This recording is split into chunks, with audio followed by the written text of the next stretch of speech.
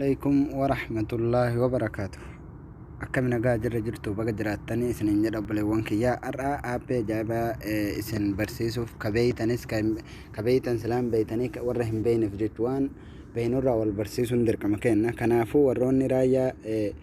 نيرو هدورايا نمني هدوان جالتوف جوال رت قد بوفتة ديما يجو كناف أما سني حفيجرا أبي جروان تيف أبي قد بوفتو بيتشتو نورا برباچisa jechuudha mee bilaastorii keessa seenna awwal irratti bilaastorii dhadhoofna bilaastorii keessa seenna jenne raayyaa abbaa macaanne irratti barreessina jechuudha akkuma argitan kana isa kana dhadhoofna kun akkuma argitan jechuudha raayyaa abbaa macaa hedduudha waa hedduu kai jala jiru jechuudha ka afaan oromiffaatiin jiru waa hedduu waan isin fayyadu jechuudha waan namni hedduun irraa kuma hin qabne jechuudha kana waan taateefi irraa fayyadamuun barbaachisa mee irratti dhoofna jechuudha awwalaa kana irratti dhoofna isa kana irratti jechuudha isa kana irratti dhoofna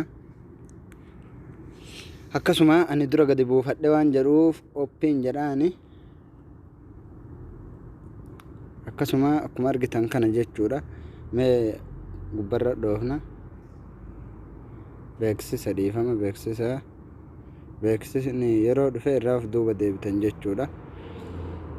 akkuma argu jirtan kana jechu diidamii tokko irraa haga 33 maashaallah tabaaraka rahman waan hedduu dasa nama jedhu jawaala irratti gadi buufne jawaala mootu azaan godhan jala bade hinjiru jechuudha akkuma argitan kun irra dhooftan wanni mootu dasa nama jedhu shabakaa malee si dalaga jechu wayita gabbuufattu qofa shabakaa si barbaachisa sanboota shabakaa malee itti fayyadamuu dandeettan jechuudha kanaaf mee akkuma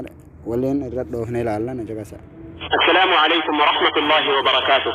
الحمد لله القائل رب أوزعني أن أشكر نعمته فأنا فواكينا دابا جعلوا دندون يا الله كيف وانا هدونا مقامتشي سودا مرت كيسان سينتي دايلود قرادة رافع يدما جيتشورا كانوان تيف آبين أفان روموتين هاقونا كنو نمني قدبو فتنمكم كدن جيتشورا مالف yoon waliin guddifne eenyu wal guddisa kanaafuu isin marti keessanuu seenatii daayilood godhadha irraa fayyadamaa isiniin jedha yoo isinitti tole laayik sabskiraayib godha galatooma ulfaadha